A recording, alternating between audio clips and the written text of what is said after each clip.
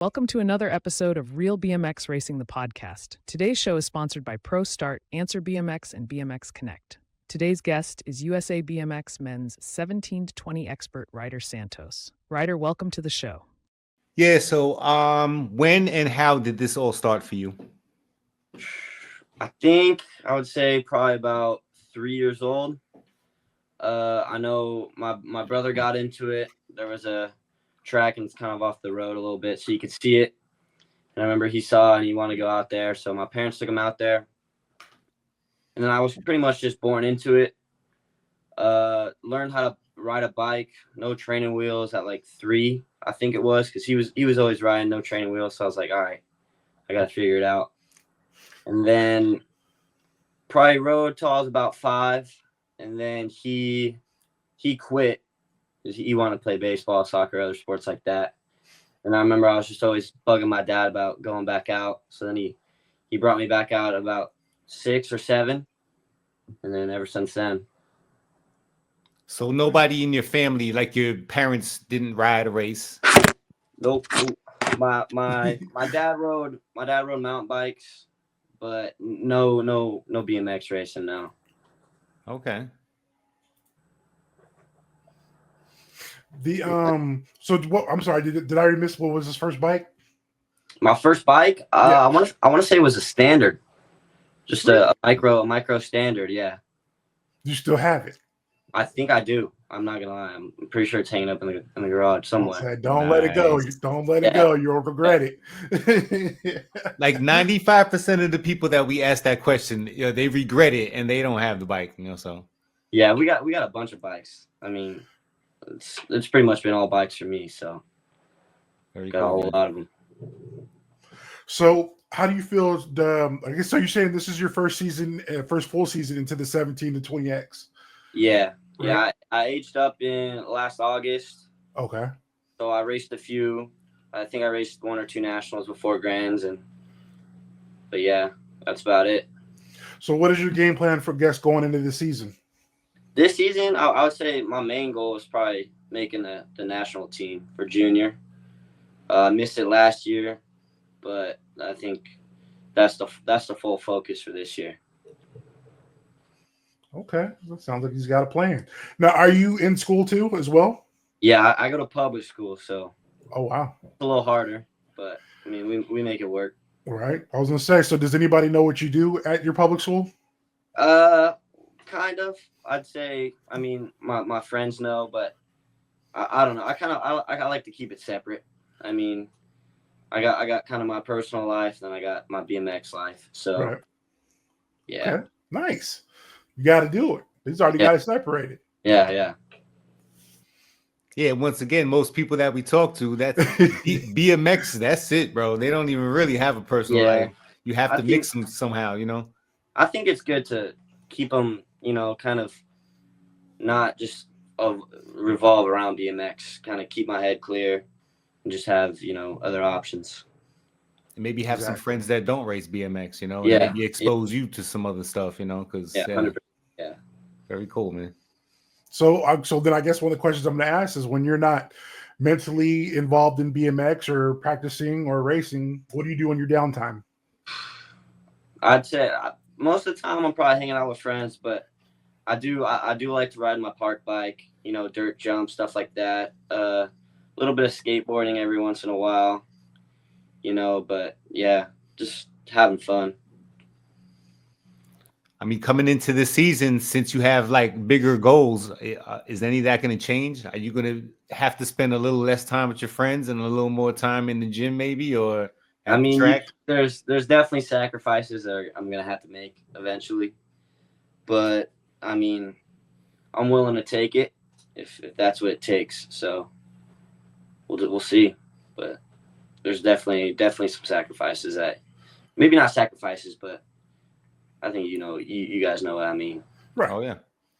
So it is. I'm assuming you normally do the 3-day nationals, right?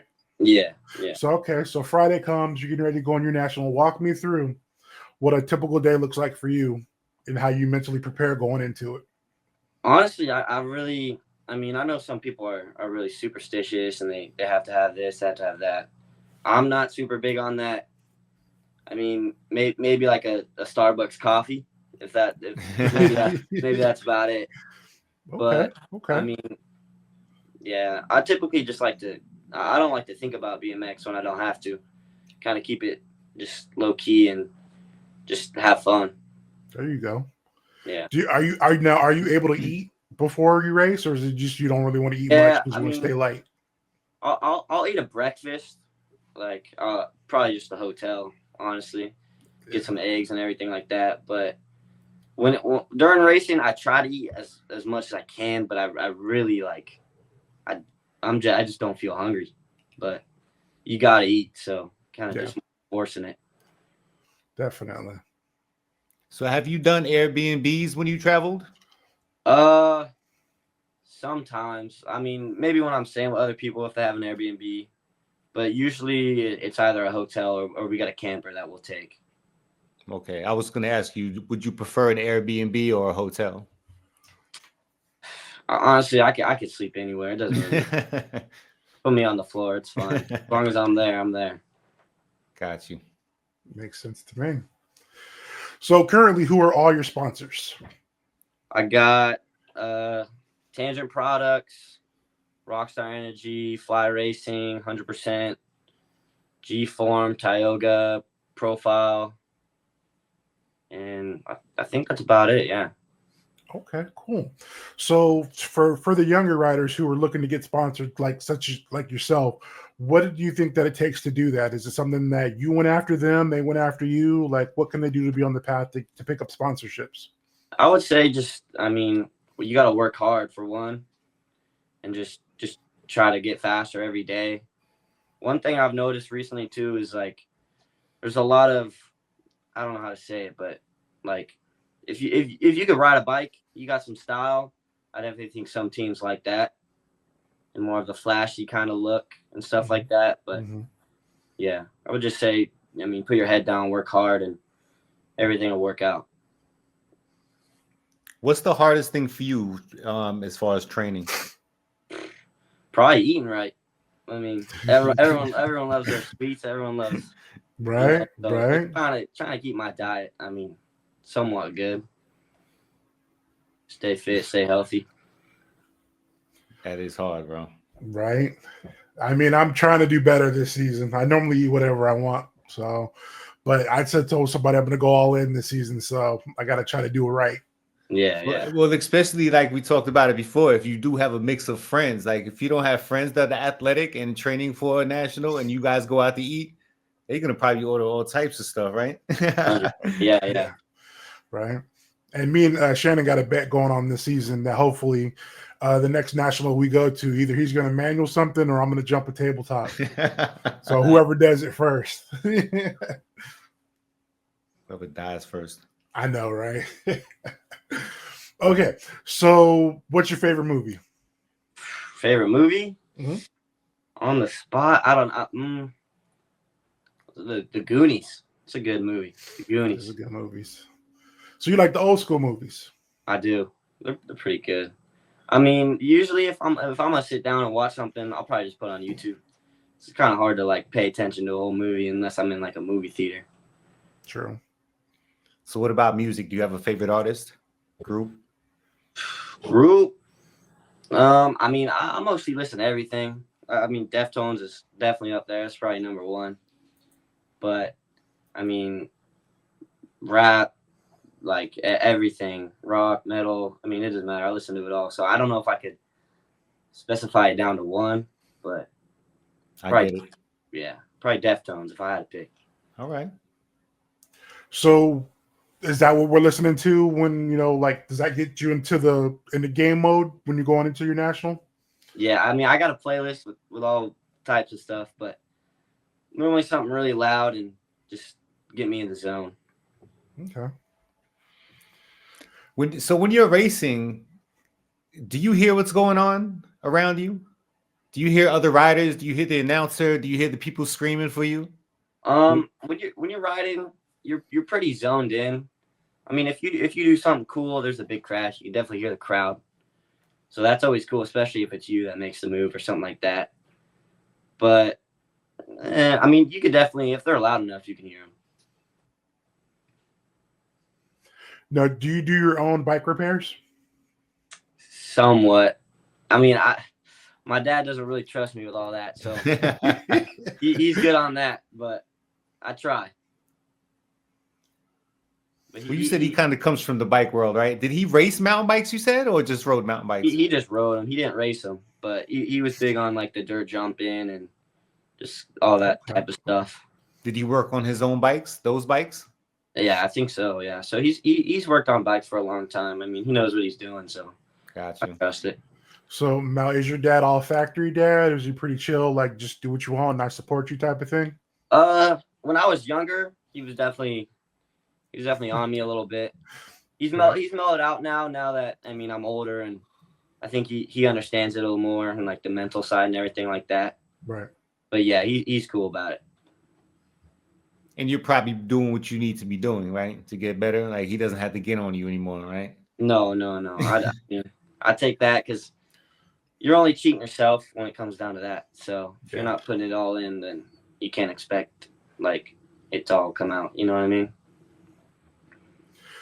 So we know injuries is a part of the sport. So being that you're still relatively young, what's been your worst injury to date? Worst injury to date? Honestly, it was last year. I was being dumb doing sprints, and I fell, landed on my hands, and broke my elbow 5 weeks before Grants. Oh geez. Oh my God, bro. So that kind of killed all of that training.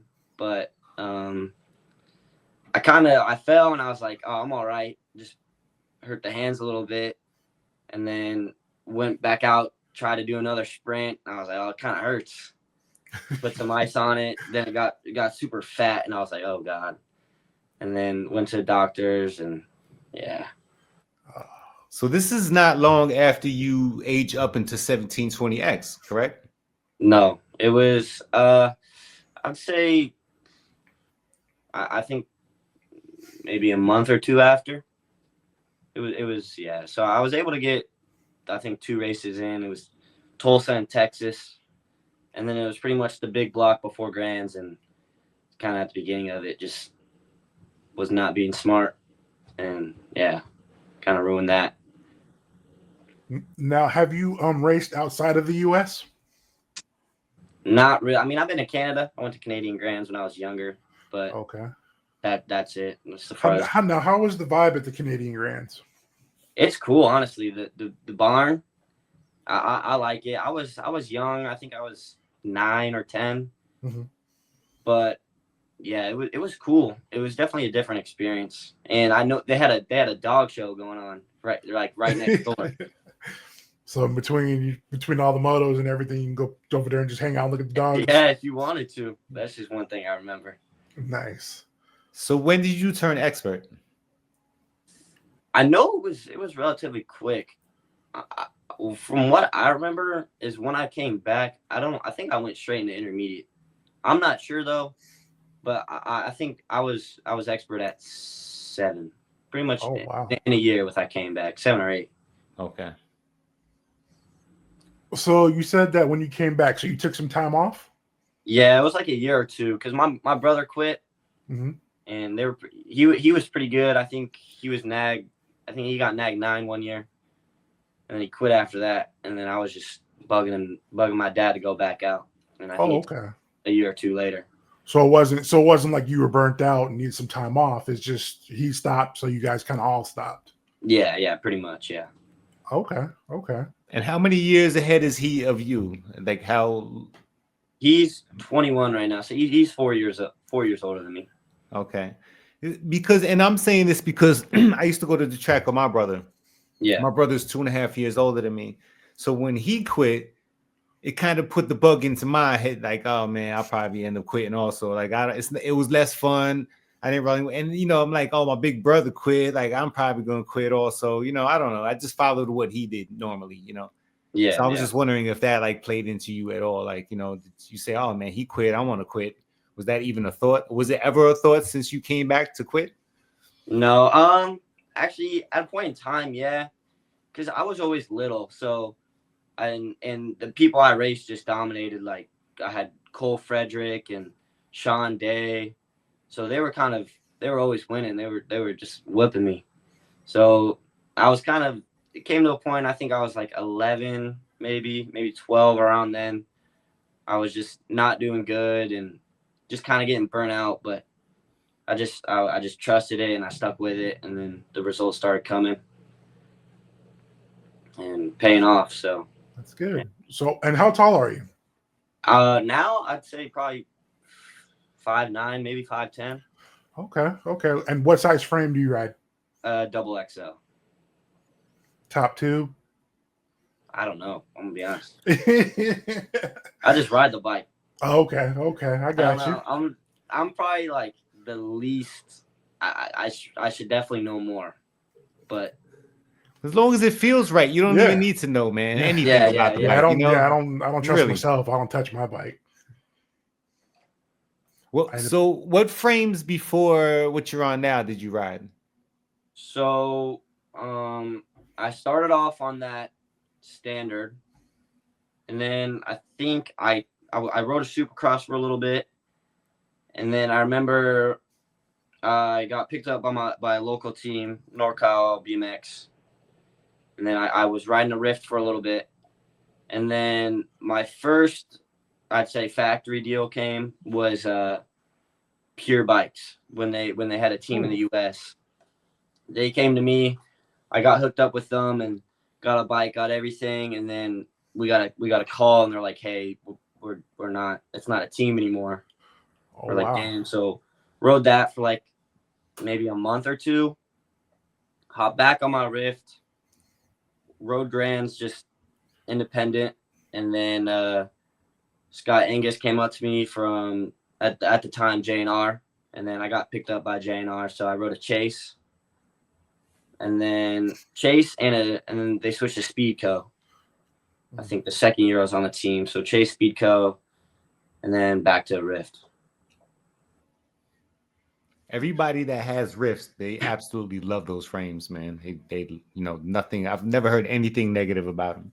Well, I think it's the best frame I've ever rode. I mean, I think everything about it's perfect.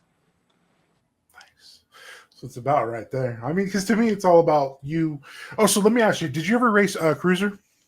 I did when I was younger. Probably about, I think I did 10, 11.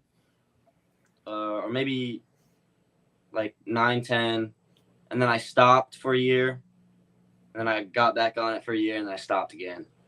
Okay. Was it the transition pretty easy to go from cruiser to class bike for you? It was all right. I mean, it definitely felt different, and just the bigger wheel size and all that. Right. But it wasn't really anything crazy, in my opinion. So you just weren't that interested? No, I thought just staying on one bike, and I mean, just racing the open was better for me, and that's what I liked more. So who did you look up to when you first started like riding out? Well, so Oak Creek's my local track, and I mean, growing up, we had a pretty stacked group there, but Riley Stair, honestly. I don't know if you guys know him, but he's just a ripper, or used to be. He doesn't ride no more, but he rode for Tangent also. Oh, cool. I just thought he had the sickest style, and that's someone who I've always looked and wanted to ride like. Was he pro? I never heard of him. Yeah, he was pro for a little bit. I don't know how well he was. I know he was pretty good, but that's yeah. I mean, you could search him up on YouTube. He's got some sick videos, and yeah. Nice. I feel like you'll probably end up going pro in the very near future. Is there anybody that you're looking forward to lining up in the gate against? I mean, it'd definitely be cool racing some of the vets.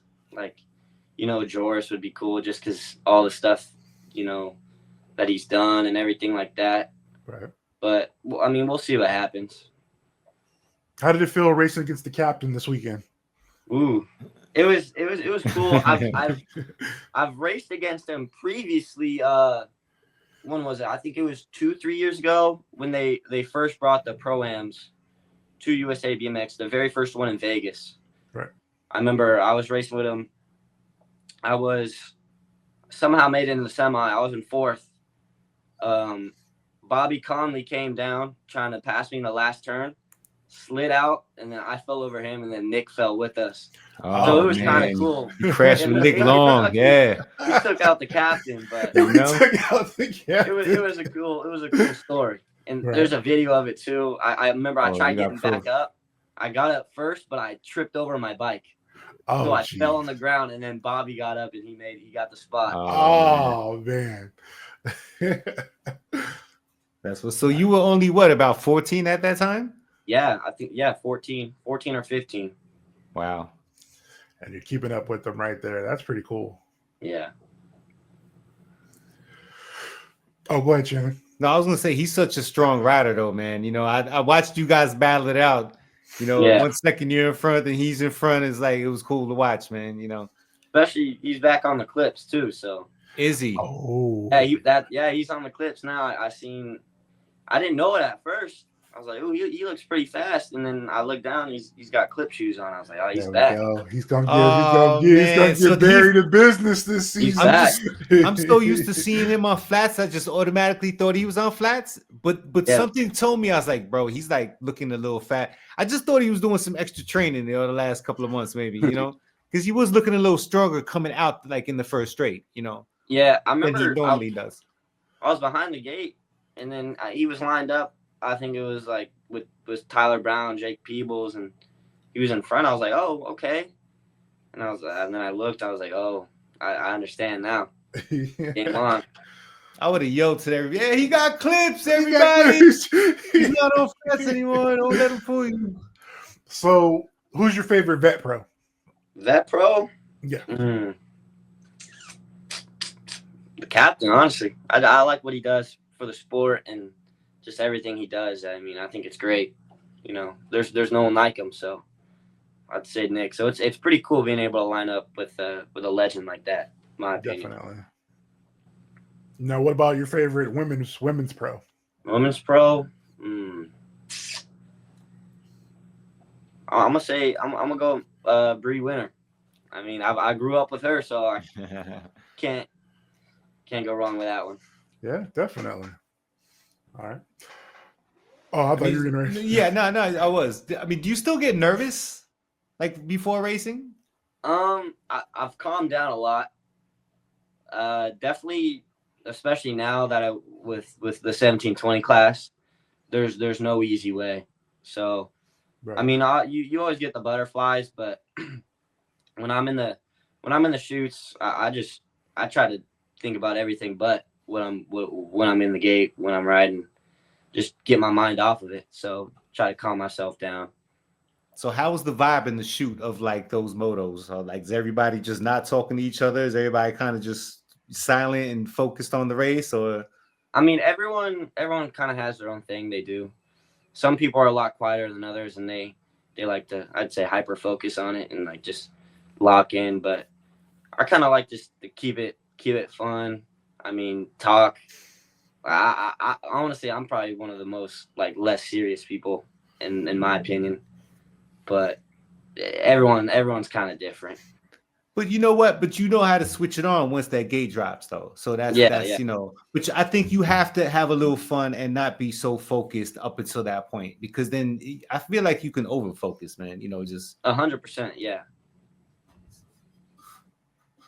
Yeah, I was gonna say, yeah. I mean, I don't really focus much. I was like, I don't really focus much. I know you.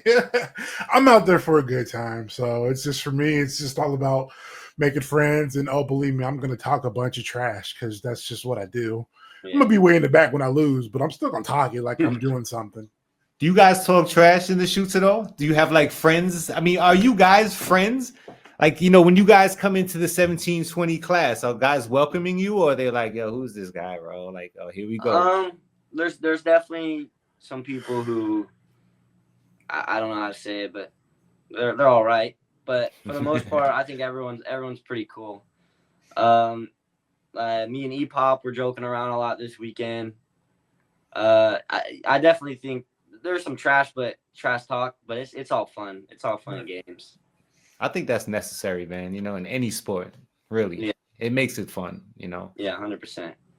And I mean, when you're on the track, it's racing. So, I mean, on the track, you got to do what you got to do, but off the track, you're good. Yeah. Leave it on the track. Yeah. So, what's been your favorite track so far?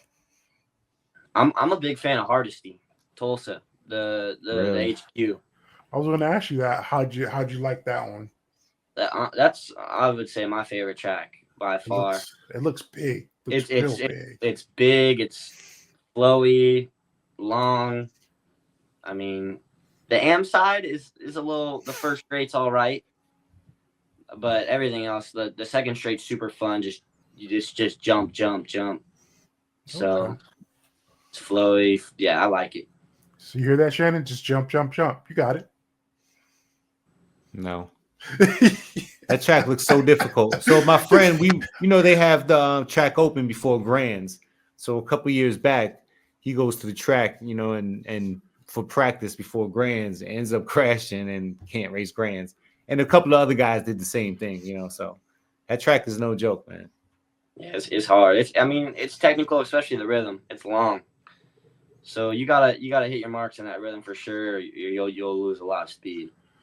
But I wish we had more tracks like that. That's what's going to prepare you for going overseas, tackling those other tracks that are just as technical, if not more, Yeah, 100%. That's kind of the hard thing for me is I'm in Northern California, so we don't really have any big hill tracks like that close. I think the closest is Chula, and that's like 8 hours.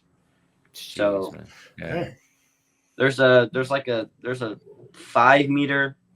It's called Lemoore, but that's also 4 hours away. Is Chula Chula's not racing anymore though, right? No, they still have some of the big hills. I think the Rio Replica and maybe the Beijing, but I know their small track is gone. So I guess this race over here that happened in California, I had to look up the word I was looking for. Hopefully I'm saying it right. Mogul? Oh yeah, the ski moguls, yeah. Right. How'd you feel about those being out there? Honestly, I thought it was terrible. I was not a fan of them. It kind of, especially coming out the second turn, it was hard because you can't cut down because there was kind of a select line you had to pick. Yeah. I mean, you could go through them, but you got to hit it smooth and just I don't know. It was weird. I mean, it was cool. I mean, it made it dicey. It was different, but I don't know. I don't know how I feel about that in the future. Yeah, that's an old school thing, definitely. Yeah. So all the old school guys were loving it, and then the young guys were like, "What the hell is this, man?" It was different. It was yeah. But I seen, you know what though, as I mean, a lot of people said it was going to be difficult and people were going to be washing out. I didn't see any of that. Most people got through it pretty smoothly. They picked the line, like you said, and they just got over it. It was pretty much just like if you pick the right line, you could just jump it, and just get over it or just manual it real quick, and it was just shaped weird. So it just kind of felt like a speed bump. Yeah. The two speed bumps right after each other. But there was especially so my line there was two on the right side, so right out of the turn on the inside. They were right in front of each other, so it was kind of just two rollers. So I would just kind of hop over them. Okay. Now, if you get to choose your gate, what gate are you choosing? Honestly, it depends. It depends on the track. Like for example, SoCal. On Friday I had first gate pick in my quarter and semi, so I was going 1, but it cut off. So in my semi I got shut down real quick. I was off the track. But it's hard to say because every track's different, and right. So I don't really know if I have a specific gate that I like the most. Kind of just depends. Okay. Do you run the same gear at all tracks, or do you change it up? I do. Wow. Yeah. I'm not. I mean, honestly, you could put me on anything and I'll ride it. I mean, I'll make it work, but yeah, I don't think I really ever changed my gear all that much. Have you ever had an issue with a bike and had to grab somebody else's bike to race, like a big race?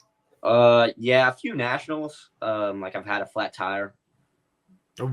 and I've just had to make it work, but not a lot. So even though I guess you have a camper or whatever you're using to travel, have you flown to nationals before? Yeah, all the time. Have they ever lost your bike?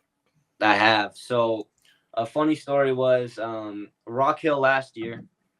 I was flying to Florida to meet up with Cutter Williams a week early, Right. and then we were driving out to Carolina. And on my way there, I flew to, where was it? I think it was, I don't know where it was, but I flew somewhere, and my flight got canceled. Oh, dang. So I was there by myself, no parents, no nothing, just stranded in the airport. And my bike, when I finally got it on the new plane, my bike didn't get on the plane. So it was still there. So when I landed in Florida, none of my bags came. So I was like, oh.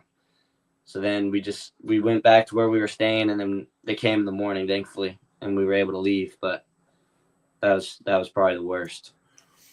So how does that? I've never thought about that. So how does that work out when you go to pick up your luggage? Shannon probably knows.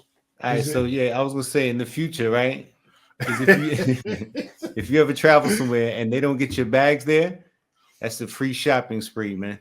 Yeah, I got some coupons for like some Southwest, but yeah, it was definitely like you're just waiting there and all the bags come out and yours isn't there. You're like, oh well. What I'm talking about as far as clothes, because like you need clothes. Like so if your clothes don't come, you are allowed to go shopping for clothes wherever you want to.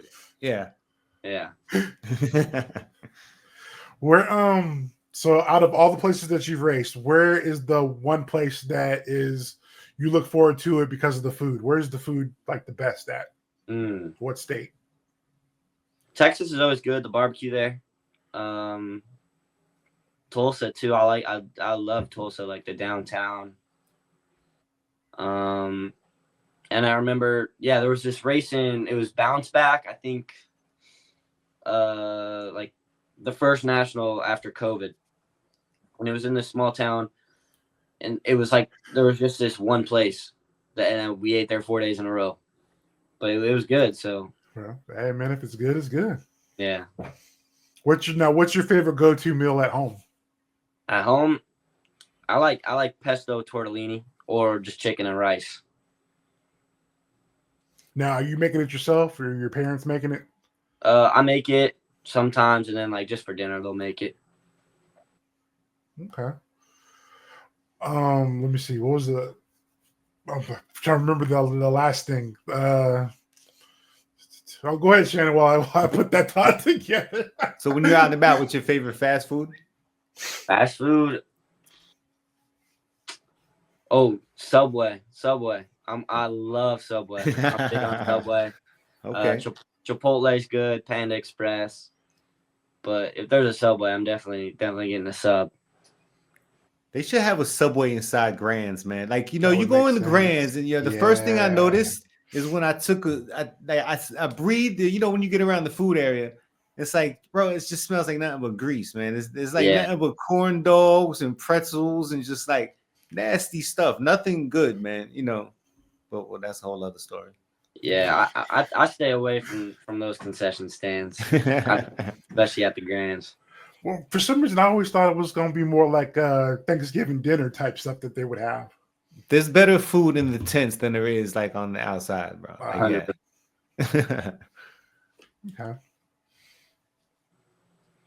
Go ahead. So I'm saying, so what's the plan, man? Like as far as like the long term. I mean, do you plan on staying in this thing for a long time? And do you plan on becoming a coach or?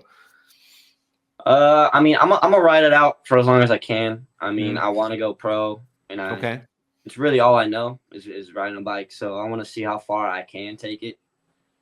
But I mean, if it doesn't work out, then so be it. But we're just gonna keep working. So speaking of coaches, do you have a coach? I do, yeah. So I train with Riley House right now. Okay. Coming up when I was young, Nick Adams was around me. He was on my local track, so I was training with Nick Adams and Nice. He's fast, man. A local pro named Jake Smith, and then my first big like real coach, because when Nick was training me, he was still riding too. So I mean that's always kind of hard, but I think when I was about 15, I reached out to Twan Van Gent from the Netherlands. Nice. And I got with him. So I worked with him for about a year. And then he went and did the UCI headquarters stuff and kind of just split. It didn't really work out. And then I hit up Riley. We've known him for a little bit because we were on team together, and I've been with him for about probably a year and a half, and he's helped me get a long way. But I can definitely thank Twan a big time too, because he got me spinning, and then Riley gave me the power that I needed. So, what's the one thing that Riley tells you the most? Just I don't know. Don't be just don't be a wimp. Just leave it all out there. Doesn't that help, bro? Like I had my older brother, like I said, he told me that all the time. And that every time he said it, I'm like, bro, oh man, I can't, not in front of him, if he's looking, I gotta do good, Yeah, it's good because Riley, I mean, he's younger, so he's no guy to just baby me. I mean, he'll tell me straight up, like if it's bad, he'll tell me it's terrible. And good. I think that's good. You need to hear the truth. You don't want to, hear just a bunch of BS. So you're still in the trophy and stamps era. Which one are you taking? Oh, stamps. How long have you been taking stamps? Probably since I was 10, 11. I mean, so when I the thing with the trophies is like you get so many, and then I have no room to put them, and they kind of just like take up space. So I would, at a time, I remember I would get stamps. If I won, I would get the big trophy. Mm-hmm. But other than that, I would get the stamps, and then I just eventually just got stamps. So what about grands? Would you take the big trophy on that one? Oh yeah, probably. I've had my fair. I mean, I've made the main twice at grands. Once I was 10, I got the 5th place trophy. Nice. And then I made it not last year, but the year before that. Was going in the turn with Josh White. Trying to, moved over on the triple, and then in the turn 1, and then he came up. I was in 2nd or 3rd. He slid out, fell over him, and then I got last. So I didn't take the trophy then, but that was a bittersweet one. Okay. So we already went through your music and all that stuff. Do you play an instrument? I just got an acoustic guitar, so I try to play that, but I'm not very good at it yet. Okay. The reason why I was thinking that is because Shannon was telling me, what were you telling me about music, Shannon?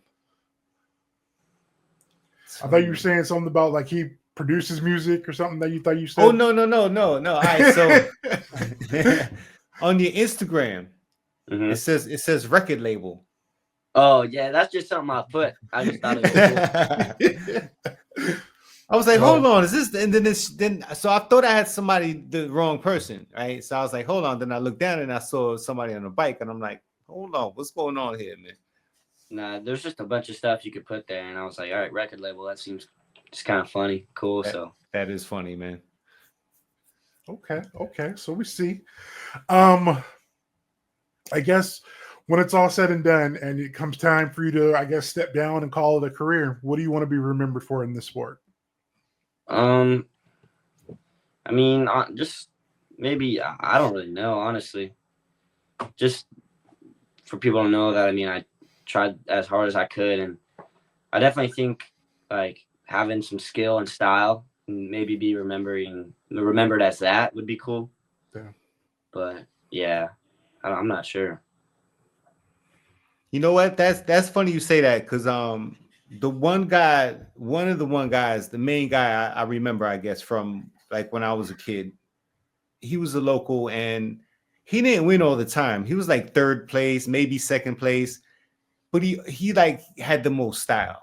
Like, so he, every time he came to the track, he might have a different outfit on. Then he had like a skunk tail on the helmet one day. Then he had like a fox tail one day. Then, the mohawk. This was before that was really happening, Yeah. And so that was the one guy I always remembered. He was decent too. Like, he was pretty good, but he jumped everything and, just crossed up on stuff. Didn't really try to win, but everybody paid attention to him, Yeah, I mean, honestly, I would just try to be different. I mean, I don't really want to try to be like everyone else. I want to kind of create my own path and maybe have kids look and be like, oh, that's different than what he's doing. I mean, Yeah. you know what I mean? Yeah, So definitely. and kind of bringing like that park kind of, like a good example is Louis Kaminsky. Oh my God, bro. He's great at that, and like Marshall Gerke and stuff like that. Like that stuff's cool to me. Now that you're in the 17 and 20 class and you've been there for a minute, who is giving you the most trouble right now? Like beating me wise, or like yeah. I mean, Sean's always pretty dominant. It was definitely an awakening. It's a whole different game, and I found that out quick. So my first national was Tulsa, and I remember I got in front of E-Pop.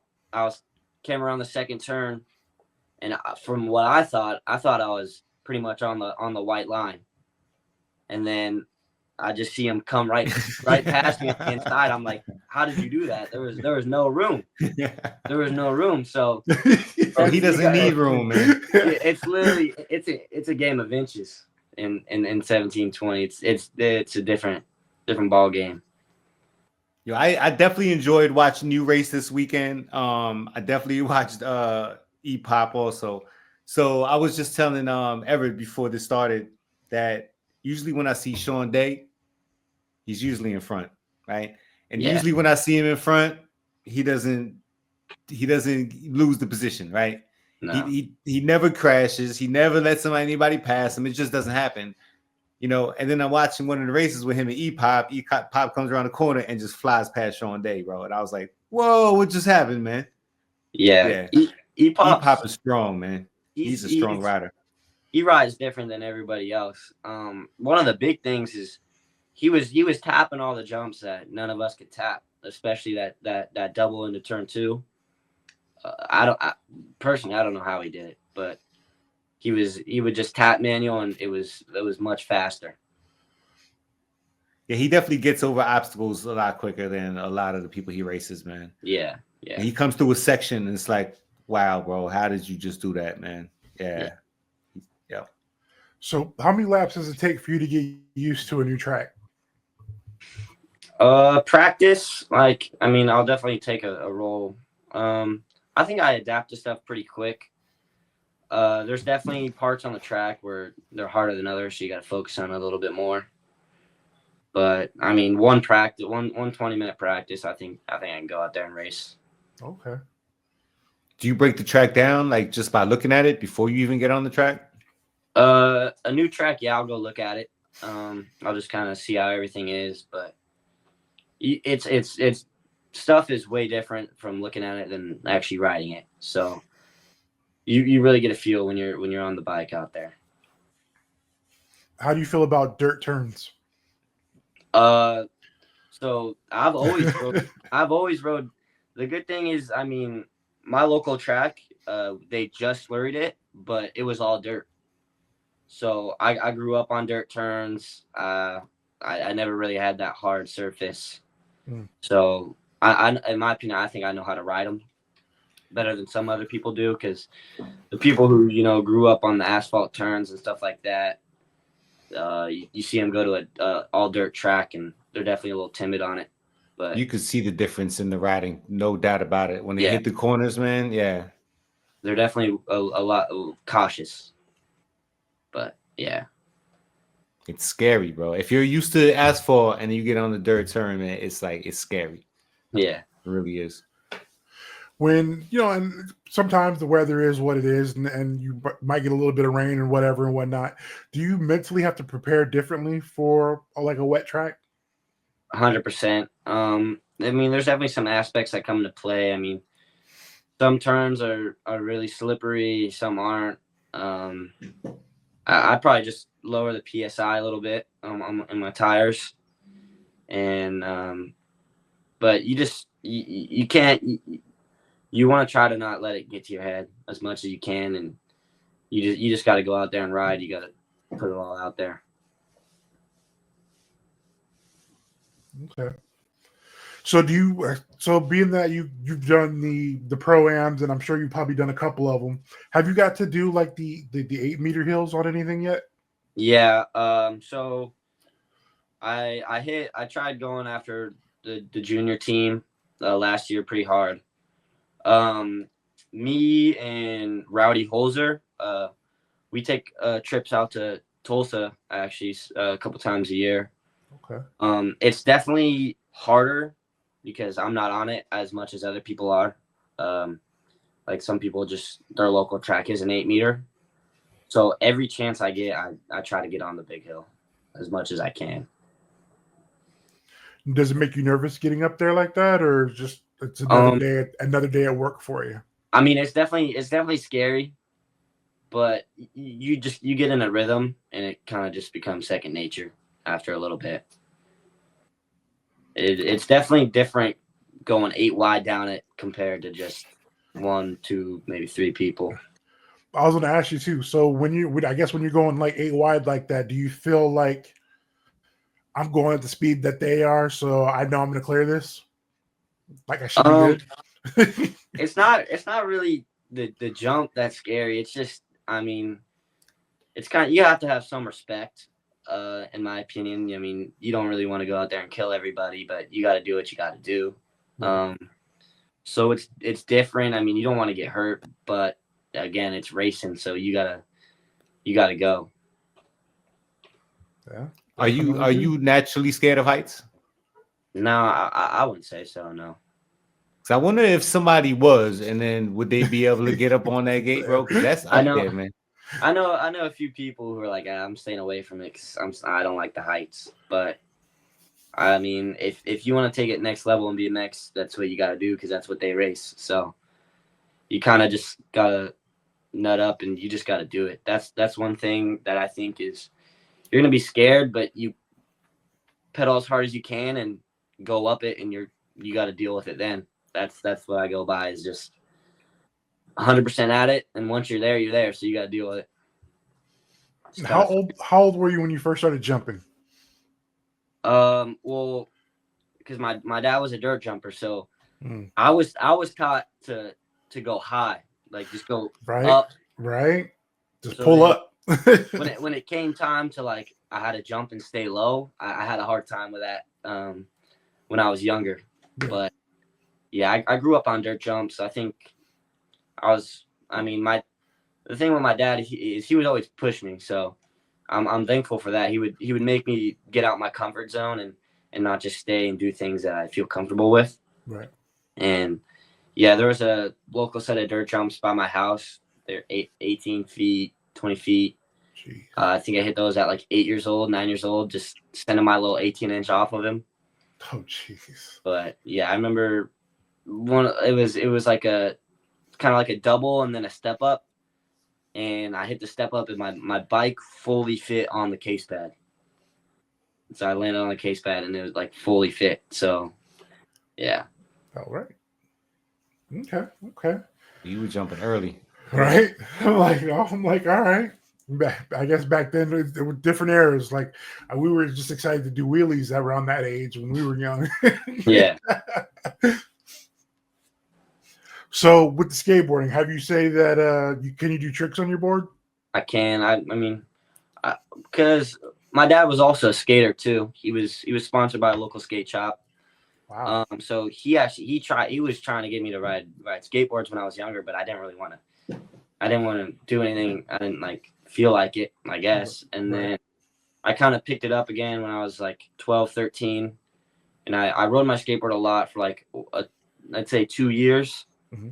So, I mean, I could kick flip, like do some board slides, pop shove it, like pretty much the basic set of tricks. Okay. Now, what do you ride now? What board you got? I got a Andy Anderson board. It's kind of more like an old school board, so wider, big. It's different to like the popsicle that everyone rides. Yeah. Shannon's like, well, I don't know what you guys are talking about. I have no idea. Yeah.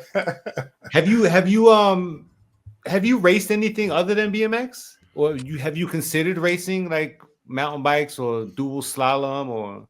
Yeah, when I was younger, I did a little bit of dual slalom, but I've done like 1 or 2 dual slalom races, and that was about it. I played I played other sports. I played baseball, soccer. Okay. But it came to a time where like I was pretty much fully committed to BMX, so I would have to I'd go to soccer practice, and then halfway through it I'd leave to go to the track, and then I'd go to the games, and I'd only play half the games because I was only at half the practices. Yeah. So have you heard of BSX? No, I don't. The BSX is in Australia. So Josh Jolly told us about BSX. He's like, oh, you got to look it up. So he said he used to race that as a kid, and because I mentioned dual slalom. So he was like, it's the same thing. It's dual slalom for BMX bikes. Yeah. So never heard of that. Yeah. So just the other day I put on YouTube and it was live. So I was like, yo, let me check this out. And sure enough, Josh Jolly, he was in one of the he was in one of the motos, bro. And like he was the fan favorite. But it's really cool, man. So you're just on a regular BMX bike or a cruiser, and it's just like dual slalom, man. It's just, I was like, man, that, because it's just, to me, I feel like it's like less chance of a wreck, man. You're in your own lane. Somebody can come over, but it looks so fun too, though, man. It really did, especially on a BMX bike, Yeah. Are you looking to consider Worlds this year? We'll see. Not the challenge. I want to make the national team for junior. Oh, okay. So that's the goal. Because I think that's the step you have to take to, go into pros and, World Cups and stuff like that. So that's mostly my main focus is the junior team and the Big Hill. So is the junior team the same as the U21 or U23? Well, yeah, it's like the same. It's like the national team. So Cam Larson, Cam Wood. Okay. Like that, they're the elites for it, and then you got the U23s and the juniors. Right. Last year there was 4 spots for the juniors. I don't know how many for U23 and the pros, but I don't know how many spots I'll have this year, but we'll see. Okay. But that's your game plan to go for this year. Yeah, 100%. So I'm sure you've already got it dialed in. What tracks are those races at for you to I guess showcase what you got to go for it on those? So Rock Hill is the first UCI race at least in the States. I don't know about other places. Okay. And then Natty Champs is in Tulsa, HQ, a little later, I think in May. And then those are the only 2 UCI races before Worlds. So right. I don't really know how it's going to work, but we'll see. Now, are you feeling pretty good about Rock Hill? You like that one? Yeah, I raced junior there last year. It's definitely way different, especially with the berm jump. I think it's pretty scary jumping over a turn, but you just kind of have to send it. You hope the wind doesn't send you. Right. Yeah. Okay. Shannon, you got any more questions? Nah, I think that's about it for now, man. What about you, man? I'm good. I'm good. Like we got a lot of information out today. The whole thing of why we were doing this too is also so that way people who were fans of yours can learn a little bit more. Me and Shannon grew up with magazines and stuff like that, pre-internet, obviously. So we didn't really get to see, that many of what our pros do, like and don't like. Versus now, is just you can get online and see a video and be like, oh, okay, cool. This guy, he's human, just like me. Yeah. Somebody that would be looking up to you. I think what you guys are doing is great. It's good for the sport as well, for the kids to see and just learn more about people. Now, one more thing. How old were you when you signed your first autograph for? I think it was my first Tangent Pro-Am. I was probably like 13, 14. How'd that feel? It was cool. It was a little, I didn't know what to write. I didn't have so, for whoever got that, I'm sorry. Can't be that good. Probably just my name, but yeah. And now, have you had anybody be like, at the end of the races, be like, "Yo, can I get an autographed jersey? Can I get one of your jerseys?" Kind of. There's this little kid at my local who's like a huge fan of mine, so I gave him a jersey and signed it and my plate and stuff like that. And that's dope. Every time he goes to track, he's always got it on, so it's cool. Nice. That's one thing he'll never forget, man. I swear he'll be talking about that for the rest of his life. Yep. Right. That's awesome, man. Well, I guess that's it. That's all we got. And I appreciate your time. And thank you for watching another episode of Real BMX Racing, the podcast. Don't forget to like and subscribe. You can also listen to us on Apple Podcasts, Spotify, and all other major platforms. Don't forget to check out the website, realbmxracing.com.